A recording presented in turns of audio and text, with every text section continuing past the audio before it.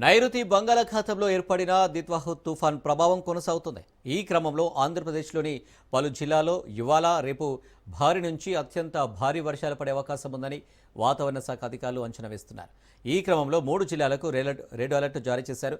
ఈ ఉదయానికి ఉత్తర తమిళనాడు, పుదుచ్చేరి, దక్షిణ కోస్తా తీరాలకు చేరువగా రానున్న ఈ తుఫాన్ తీరం వెంబడి కదులుతూ సముద్రంలోనే బలహీనపడుతుందని వాతావరణ శాఖ అధికారులు అంచనా వేస్తున్నారు. ఇక ప్రజలంతా అప్రమత్తంగా ఉండాలని అధికారులు సూచిస్తున్నారు.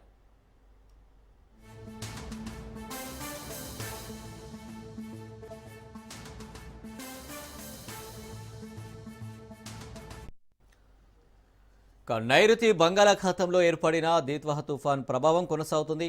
ఈ క్రమంలో ఆంధ్రప్రదేశ్లోని పలు జిల్లాల్లో ఇవాళ రేపు భారీ నుంచి అత్యంత భారీ వర్షాలు పడే అవకాశం ఉందని వాతావరణ శాఖ అధికారులు అంచనా వేస్తున్నారు. ఈ క్రమంలో 3 జిల్లాలకు రెడ్ అలర్ట్ జారీ చేశారు.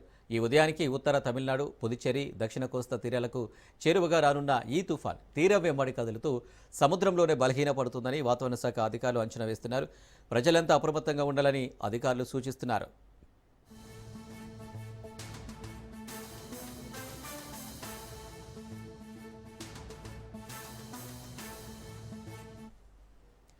నైరుతి బంగాళాఖాతంలో ఏర్పడిన దిత్వా తుఫాన్ ప్రభావం కొనసాగుతుంది. దీనికి సంబంధించి మరిన్ని డీటెయిల్స్ మా ప్రతినిధి నందకుమార్ అందిస్తారు. నందువా, దిత్వా తుఫాన్ ప్రభావం ఏ విధంగా ఉండనుంది, ఏంటి ఈ పరిస్థితి? Thank you Anil. ఏదైతే బంగాళాఖాతంలో ఏర్పడిన ఏదైతే వాయుగుండం ఉన్న నేపథ్యంలో దానికి దిత్వా తుఫాన్ గా ఇప్పటికే ఇండియన్ మెట్రాలజికల్ డిపార్ట్మెంట్ నామకరణం అయితే చేయింది. అయితే దీని ప్రభావం వల్ల ముఖ్యంగా ఇప్పటికే చాలా రాష్ట్రాల్లోని దీని యొక్క ప్రభావం ఉన్నది. ముఖ్యంగా చూసుకుంటే ఇది భారత్ వైపు ఇప్పుడు దూసుకొస్తున్నట్టుగా ఇప్పటికైనా ఇండియన్ మెట్రలాజికల్ డిపార్ట్మెంట్ చెప్పారు. ముఖ్యంగా ఉత్తర వాయువు దిశగా ఈ యొక్క తుఫాన్ కదులుతూ వస్తుంది. మరికొన్ని గంటల్లో ఇది తమిళనాడు, పుదుచ్చేరికి దగ్గరలోకి వచ్చే అవకాశం ఉన్నది. ముఖ్యంగా ఇటు ఆంధ్రప్రదేశ్ రాష్ట్రం వరకు చూసుకుంటే కృష్ణపట్నం పోర్టులోని ఇప్పటికే ఐఎండీ అధికారుల యొక్క హెచ్చరికల నేపథ్యంలో రాష్ట్ర ఎన్డీఆర్ఎఫ్, ఎస్డీఆర్ఎఫ్ టీంలు 3వ నెంబర్ ప్రమాద హెచ్చరిక అయితే ఇప్పటికే జారీ చేసినట్టుగా కనుక తెలుస్తోంది. అలాగే మిగిలిన పోర్ట్స్ ఏదైతే నెల్లూరు, అలాగే గంగవరం, భీమునిపట్నం, విశాఖపట్నం పోర్టు ఇటువంటికి కూడా ఇప్పటికే 2వ నెంబర్ ప్రమాద హెచ్చరిక కూడా జారీ చేశారు. అయితే దీని యొక్క ప్రభావం నేపథ్యంలో రాష్ట్రం మొత్తం మీద మరొక 3 రోజుల పాటు భారీ వర్షాలు కురుస్తాయని చెప్పి ఇండియన్ మెట్రలాజికల్ డిపార్ట్మెంట్ అమరావతి వాతావరణ కేంద్రానికి తెలియజేసిన నేపథ్యంలో ఏ జిల్లాలపైన అయితే ఈ యొక్క వర్షాభావ పరిస్థితులు ఎక్కువగా ఉంటాయో వాటన్నిటిపైన ఇప్పటికే కలెక్టర్ల ఆధ్వర్యంలో సమీక్షలు అయితే జరుగుతూ ఉన్నాయి.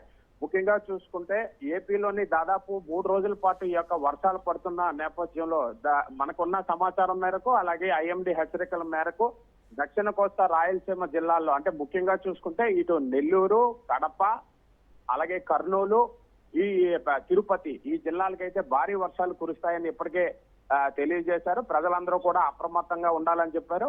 అలాగే ఎవరైతే ఈ యొక్క మత్స్యకారులు వేటకు వెళ్లారో వాళ్ళందరూ కూడా సురక్షిత దగ్గరలో ఉన్న పోర్టులకి వచ్చే విధంగా ఇప్పటికే శాటిలైట్ ఫోన్స్ ద్వారా వాళ్ళందరికీ కూడా సమాచారాన్ని కూడా అందిస్తున్నారు. ముఖ్యంగా ప్రజలు అత్యవసర పరిస్థితులు అయితే మాత్రమే బయటికి రావాలని కూడా అధికారులు అయితే ఇప్పటికే హెచ్చరికలు జారీ చేసిన నేపథ్యంలో, అలాగే రైతులకి ఇది కొంత మేరకు గడ్డు కాలంగా చెప్పొచ్చు. ఇప్పుడు ఏదైతే పంట పొలాలన్నీ కూడా ఇప్పుడు చేతికొచ్చే సమయంలో ఇటువంటి విపత్కర పరిస్థితులు ఏర్పడడం కొంత మేరకి వారికి నష్టం కలిగే అవకాశం ఉన్న నేపథ్యంలో వాటన్నిటినీ కూడా సర్దుబాటు చేసే దిశగా ఇప్పటికే అధికారులందరూ వారికి కూడా అన్ని రకాల అవగాహన కార్యక్రమాలు కూడా చేపడుతున్నారు.